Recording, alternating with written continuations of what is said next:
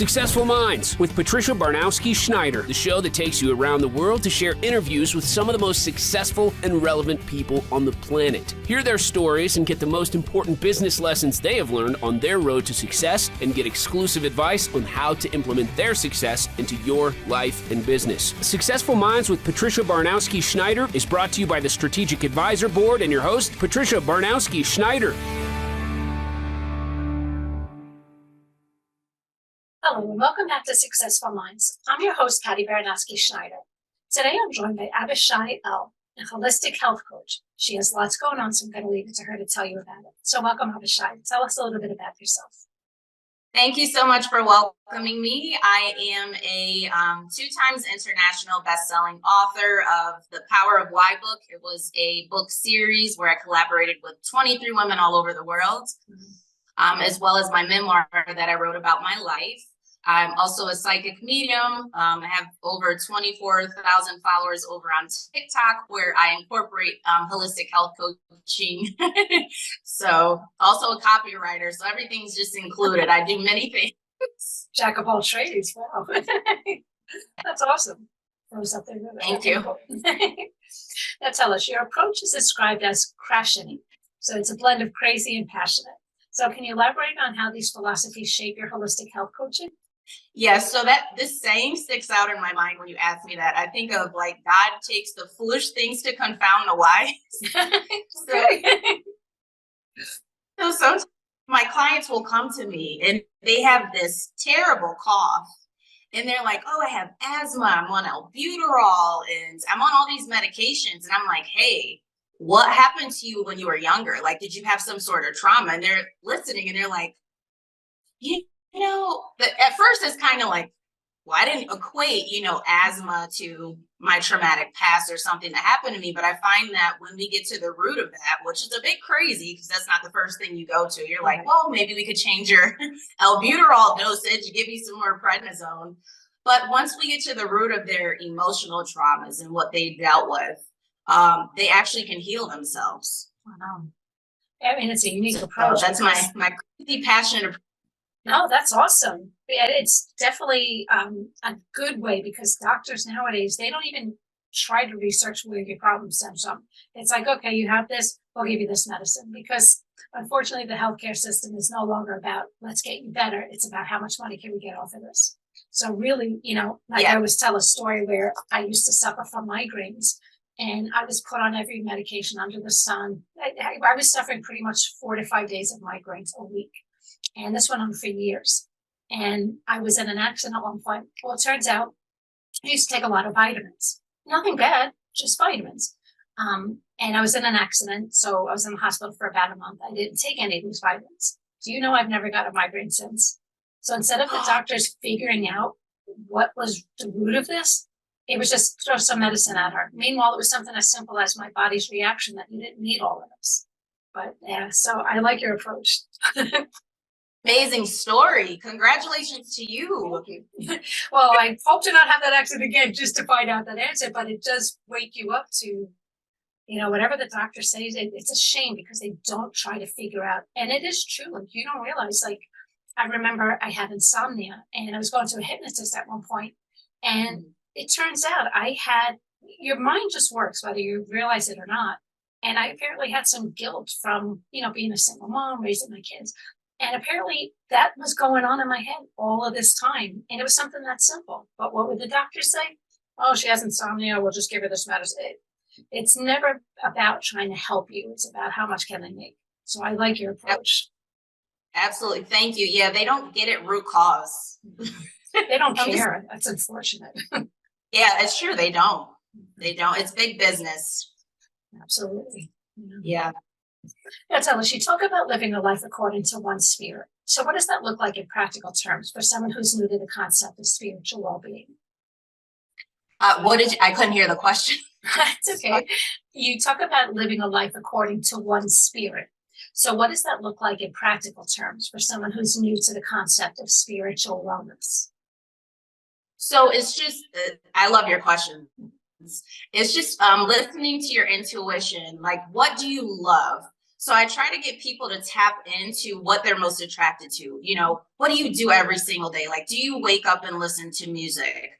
Do you like to exercise? What do you love doing? And that allows them to really listen to their intuition more and follow life according to their spirit. Because, you know, I get a lot of clients, for instance, that don't like their jobs, and but they feel like they have to stay there because of societal norms, and this is what their family wants for them. And so I get them to get rid of all this murkiness, right, so it could really be what they really want to do, and they end up following, you know, that path, which is according to their spirit. So it's really getting them to see, what do I want? What do I like? How can I surpass these limiting beliefs that have been placed on my life that have made me feel like I was in bondage? And like you said, feeling guilty and all of these things, regret, you know, how can I live more freely?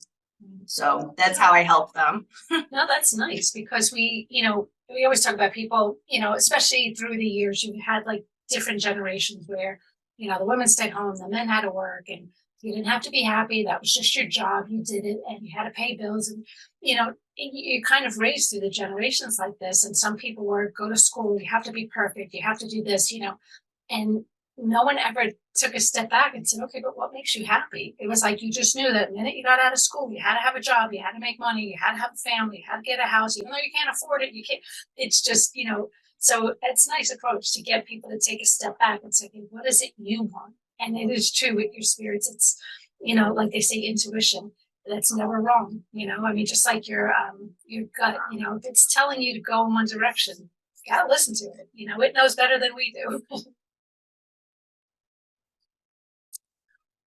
Absolutely. You know, if I could quickly tell a quick story. Yeah. I remember, because when you were talking about intuition, it never scares you. I was getting ready to cross the street, and Spirit said to go to this place I loved. It was a very peaceful, quiet place. And Spirit's like, you know, rub in the coconut oil on your leg. It's summer, it's hot outside. I'm like, rub the coconut oil on my leg. You know, I was like, I could do that after Spirit, do it now. So I see this car after the what is it called? After the alarm went off, you know, the walking signal. Yeah. Whatever it's called. After the buzzer went on for me to walk, a car went through the light. So had I not rubbed in that coconut oil on my leg, I would have gotten hit by that car. You hear stories like, I remember 9/11, where, you know, I knew people who went there, and, you know, it was just something as simple as, I left and I realized, I forgot something, and you had to go back in the house. They would have been 5 minutes late, or someone, you know, went to get the elevator and the elevator broke. Simple things like that. It's almost like something's interfering for you to try to help, because maybe they were trying to talk to you and you just weren't listening because everybody's on, you know, automation. I got to do this, I got to do that. You're not paying attention. So it's kind of pulling you because it's just not your time right now, you know? Absolutely. Yeah, exactly right. Now, your Eat Stress Away program combines avant-garde and ancient techniques. So could you share a success story where this approach significantly reduced stress for a client? Yes, I can. Actually, one of my clients, when I first started the Eat Stress Away program, they were seeing a therapist, they were dealing with anxiety and overwhelm and weight gain. She was also a single mother. She was just bombarded, had a horrible upbringing, all of this stuff. And she started to, first of all, we got to the root cause as to why she was overeating, why she was emotional eating again. And the approach I gave her, we worked with crystals. I coached her in various ways. We also got to the root of certain foods as well, which also tied into traumatic instances. And she got off of her medication. She was able to reduce stress. She got rid of her anxiety. She wasn't always anxious. She became more bold, accepted her uniqueness, stopped being a people pleaser. So taking that holistic approach, delving into nutrition, really pinpointing what again, essential nutrients that she needed for her body so she could get rid of anxiety, depression, because it's different for everybody. You know, some people can have tomatoes and some people can't, you know, so taking that approach to mental through nutrition again. That's awesome. And again, it's taking someone to take the initiative to say, okay, let's talk this out, figure it out. Instead of, here's your checklist, you did this, here's some medicine. I have zero faith in the medical field anymore. Good for you. That's a good thing. I've just seen it go so downhill. It's a shame. And, I love when somebody takes the time to really help get to it. Because like even with therapists and stuff, I've seen people go to therapy for years. And all this insurance, all this therapist is just milking the insurance. They're not helping anybody. If anything, they're even more depressed. Or couples are I know a couple went to therapy for years. They wound up getting a divorce after like 15 years. I'm like, what did that do? They made a fortune. You probably put their kids through college and that's great, but it did nothing for you, It's a shame. It's good for you. It's like sit on my big comfy couch and let's talk. And I'll just sit here. And thanks for the payment. And yeah, exactly. They have no interest in helping. They don't want to help you. It's it's like what do we get out of that? Yeah. That's true. And that's exactly what my client said. She's like, I've been going to my therapist for like 10 years and you helped me in like, less than 4 months. Yeah, it's a shame. Good for you.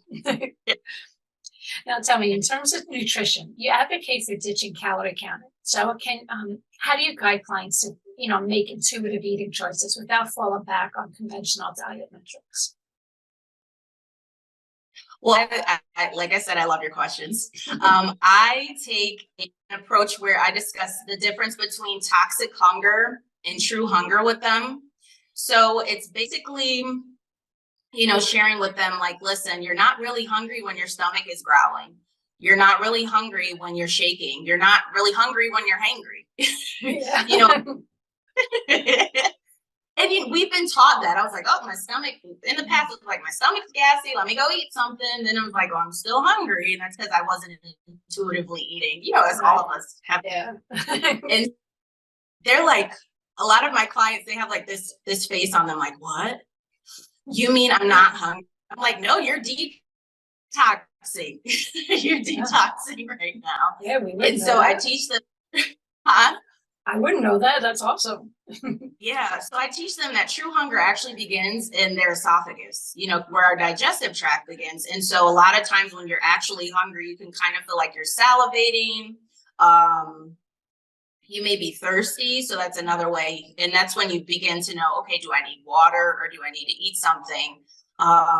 Also, so they could tap into intuitive eating, I share with them the nutritional foundation in conjunction with that, because it allows my clients to set boundaries. So for instance, a lot of people, they'll just pick up a burger and eat it. And they're like, well, why is it bad? They need to know what it does to their body. So they're less likely to pick up some sort of junk food that exasperates, shakiness or detox, symptoms, toxicity in their body. So I find that sharing the difference between toxic hunger and true hunger in conjunction with having a solid nutritional foundation, so they could be more in tune, that helps them be more in tune with their intuition, for sure. Very nice. Yeah, a lot of times it's crazy how to have it. Like, I'm a healthy eater and all that stuff, but put me in a theater and I've got this big popcorn, raisinets, and you're not even paying attention to eating it. It's like next thing you know, the whole thing is gone. It's like, I don't remember even eating it. It's just, I don't want to say emotional eating, but kind of, because you're kind of totally intrigued with the movie, it's not good. Yeah, you're like, what's going to happen next? Yeah. When I look back, I'm like, how much did I eat? And I would never eat that on a daily basis, but it's, you're not paying attention. And I know so many people, just out of habit, they're just eating. And again, and like when you say hungry, so I know so many people that fall into the category. Yeah. They should listen. Seriously. Yeah. Now tell me, you offer spiritual readings as part of your services. So how do these readings complement the more tangible aspects of health and nutrition in your coaching? Well, when people come to me, a lot of people come for love readings. I mean, some people come for holistic health. I do get a lot of that. That's one of my most popular readings. But then I get the occasional love readings and career-based readings. And spirit will tell me that this person, they'll ask about someone who left them, or, is new love coming in? And I find that they need to work on their self-love, and attachment issues and abandonment wounds. And I'm like, listen, I know you came in for this reading, but you might need, something like a program. You might need the Eat Stress Away program, where we talk about these things, delving into trauma so you can feel whole, so you don't have this attachment to other people. So I really discuss that in depth, different programs that they can take. So they'll come, like I said, they'll come in with symptoms, and I'll get at the root cause. Basically. And that's awesome though, because people won't know, I mean, and it is true. If someone's feeling, like they need to have this love, what are you missing in your life? That you feel you can't do this on your own. It's actually unique. Nice. Now, accessibility seems to be a key aspect of programs. So has providing it's true. Yeah. Yep, it's true. Now, has providing resources on the go transformed the way your clients integrate health into their daily lives? And I guess tell us a little bit about your absolutely. Yeah, so I give my clients, they're able to, their fitness guides are in PDF format. I send protocols in PDF, recipes in PDF format. So while they're on the go and they're like, oh my God, I don't know what to eat while I'm out. It's like, oh, you got, a recipe, or you have like a grocery list, which is also a PDF file. So they're like, what to get at the grocery store? I don't know. And it's just like, it's right on their phone. As well as working out, because working out can be scary, especially when you adopt a new program and it's just like, I don't know what to do. And so it's just on their phone. They can click it. They can watch the video to fix their form while they're there, so they can feel like a pro, and have people asking them, about how they can fix their form versus them feeling, inferior. No, that is cool though. I mean, it's like same with the gym. You have some people who don't want to go to a gym. They don't want to work out in front of us. So, hey, look, and I know so many people when they're traveling for work and whatnot, everything's fast food because they have no concept of what do I do when I'm here. But, giving them little recipes and stuff, you could do this anywhere, Right. Exactly. Yep. Nice. Now, tell me, with your non-toxic lifestyle program, what are the first steps you recommend for someone looking to detoxify their lives? I'm actually glad you brought this up. I'm going to be launching that program in January. Nice. Happy New Year. Yes, thank you.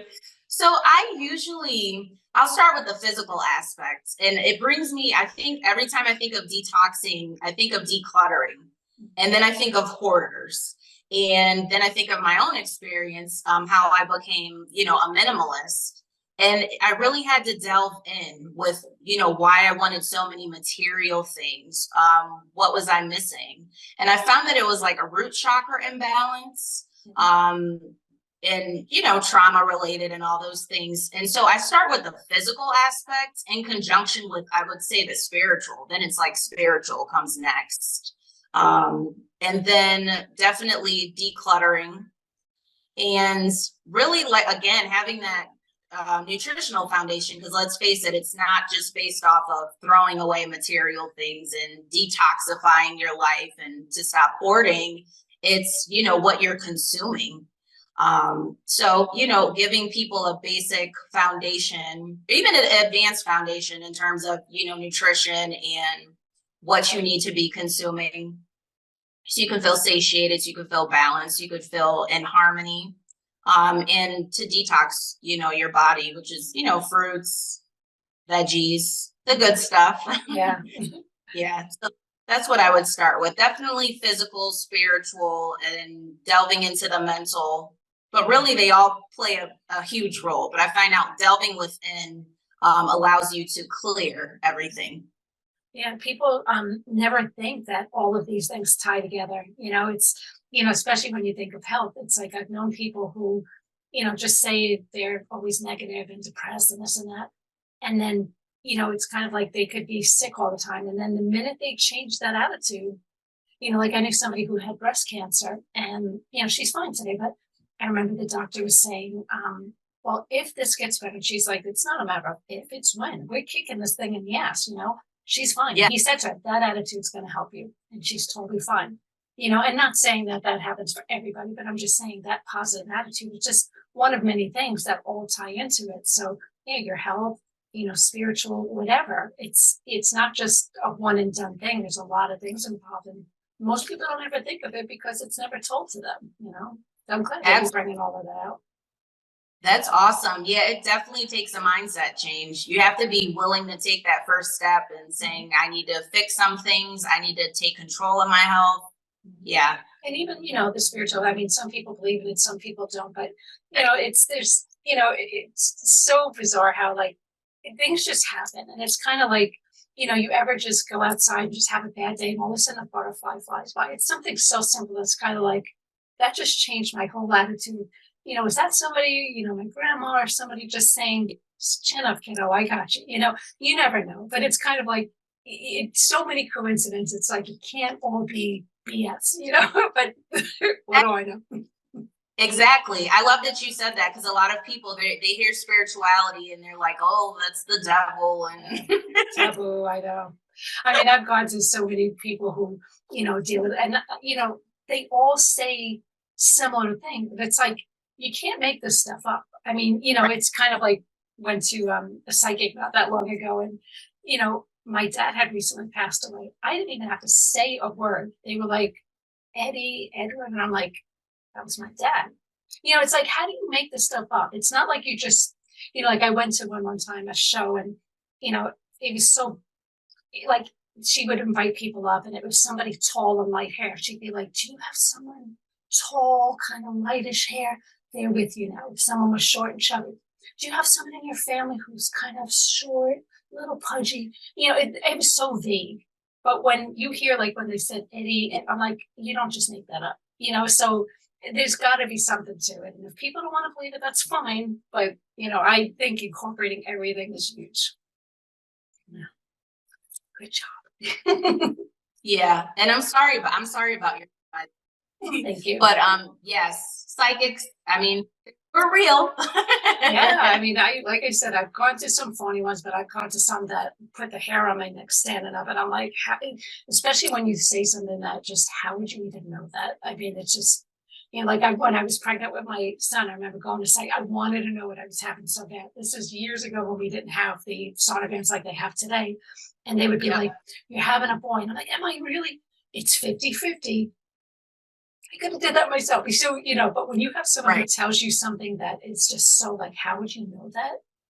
You know, somebody knows something, it can't just all be coincidence, Exactly. It's coming from somewhere, and especially when you're hearing it correctly.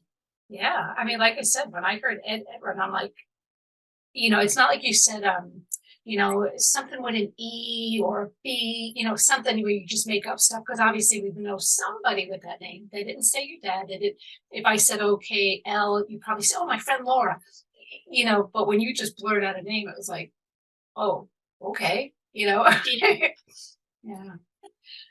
Now tell me, the Avi Unfiltered podcast, it's another platform you use to reach people. So what's a topic you've counted that resonates most with your audience, and why do you think it has such an impact?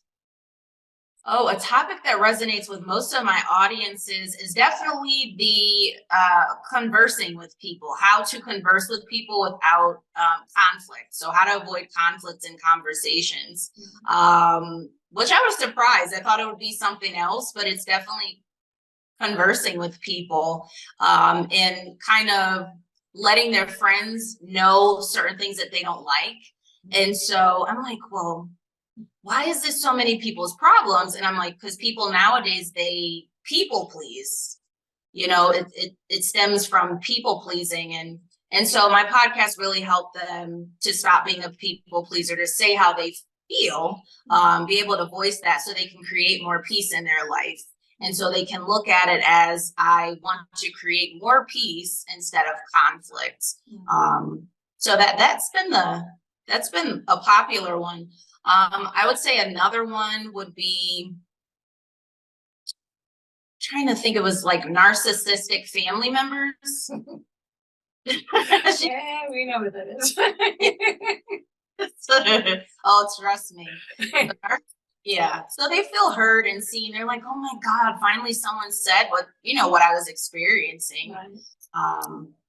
Yeah. And that's where the people pleasing tendencies came from, having a narcissistic family.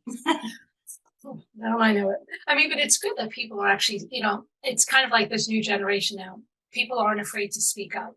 And I guess that's where some of the people pleasing come in, because especially if you're not someone who likes confrontation, Right. kind of just I might keep an opinion to myself because I don't want to get barked at, but it is good with some people speaking up, because now they're talking about things that bother them, where before it was, kids are seen and not heard. Keep your mouth shut. That's not what your job, you're getting paid to do a job. I don't need to hear it. Shut up, so people are being boisterous.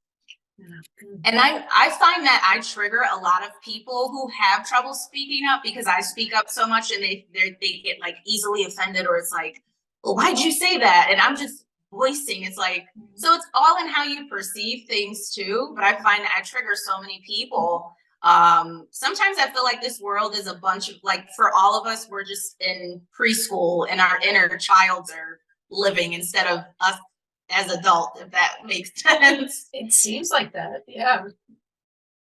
I mean, No, I was gonna say, because people are easily triggered by what they haven't healed in childhood. Yeah, but it again, because so many, whoever bought that out, because I just remember my growing up, and again, generations change, but kids are seen and not heard. Do as you're told, do as I say, not what I do. You have rules. This is what you're supposed to do. No one ever asked me how I felt, what I thought about.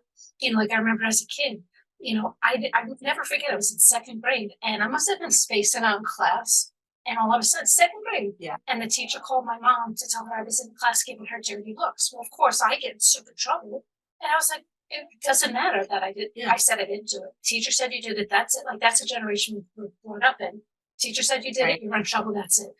So people nowadays, when they realize that they could say stuff, they're just blurting it out everywhere. But for the most of us, this is stuff that's really suppressed because, you don't speak up because you were raised not to. And, when people say, well, how old are you now? But when it's engraved in you for so many years, it's just what you do, So, yeah. They don't like when you have an opinion, your own sense of self, and even confidence. It's like your confidence offends them. It's like, settle down, you're too much. I grew up around that too, where there was jealousy, or it was like, oh, she's too much. Like I found that adults, even people who weren't in my family, but just knew my family, did not like me. And I was like 5 years old, just because my mom raised me to speak up. But the surrounding people, like the rest of her family, not all of them, but most of them just didn't like that. They did not know how to take me, and still don't. But I always say that's when you learn who your people are and who's not. Yeah. If they don't like it, I don't hate you, and that's fine. That's on you. But you stick with your people, because you shouldn't have to be suppressed because it upsets somebody, especially when you're doing nothing wrong. At 5 years old, what can you possibly be doing? But they don't know how to handle that. Well, that's on you. I'm glad your mom taught you to speak up, because that's awesome. Yeah. Now, you also have a line of confidence-boosting beauty products. So how do you ensure that these products align with the holistic health principles? Well, I love this question too. I love all your questions. This one is probably my most favorite, because I remember when I went to premiere my skincare line at Artists and Fleas at New York.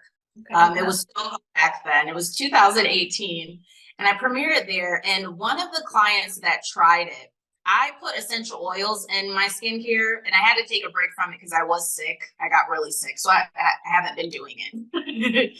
But when I did though, I used essential oils in that helped not only penetrate the cellular wall, get in those cells to really cleanse the skin on a deeper level, cellular level. it also helped to boost people's self-esteem, boost their confidence, make them feel better about themselves internally, especially when you're dealing with skincare conditions. That I've had acne before, and a lot of the lady who sticks out to me, Artisan Flea, she was dealing with horrible acne, and she puts it on her face, and she came back to the table after purchasing it.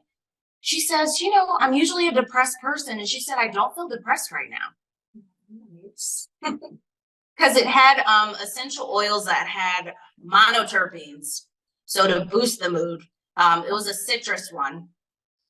Wow. So you're covering all your bases. You look gorgeous and you're better now. That's awesome. Yeah, I mean, it is crazy. Like, you could just be blonde, go get your hair done. It's like, just now you feel so great. So, but I mean, if something that's not only going to make you look good, but make you feel good and be good for you. I mean, because again, half the stuff out there, it's, doesn't have all of that, but it's pretty cool.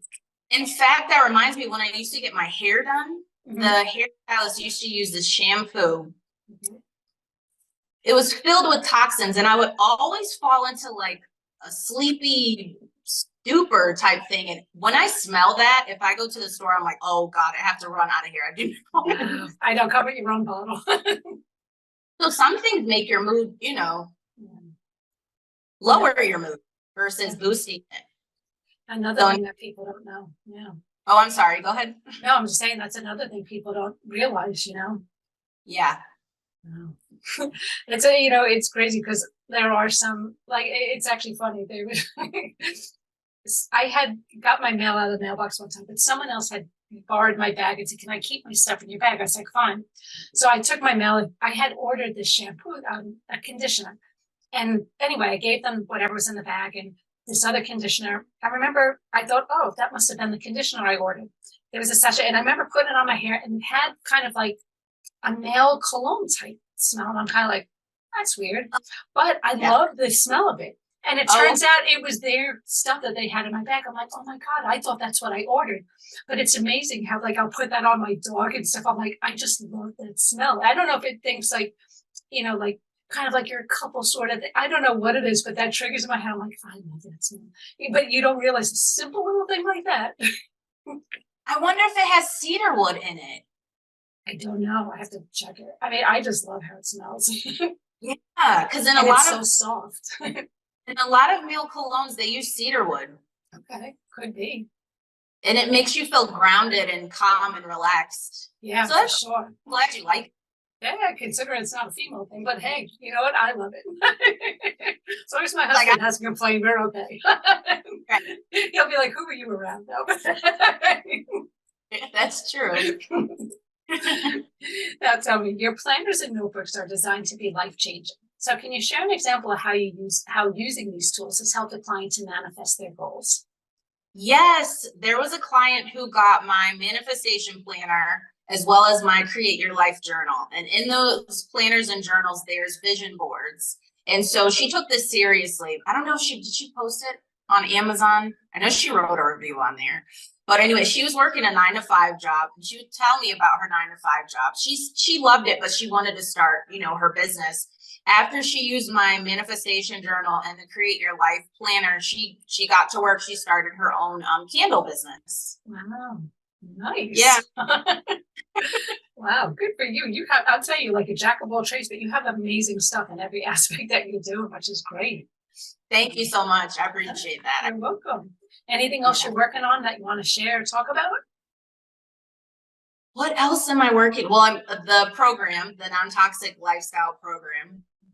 So that'll be launching. What else am I working on? I'll have my podcast back up and running in the spring. Okay. Because you don't have enough time. You have nothing but time on your hands, right?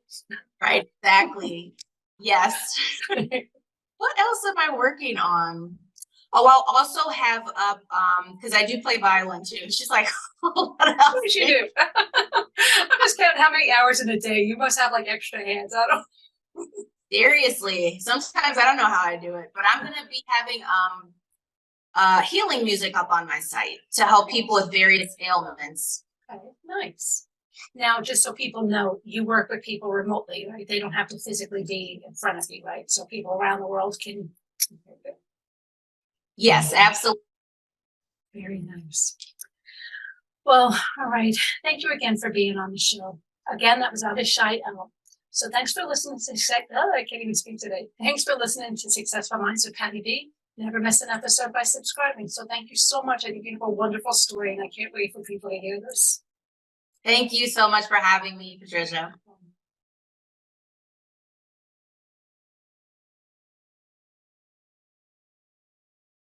Thank you for listening to Successful Minds with your host, Patricia Baronowski-Schneider. Please leave your feedback and visit strategicadvisorboard.com to get the latest and greatest business advisement on the planet. Follow us on social media for updates, and we'll see you on the next episode.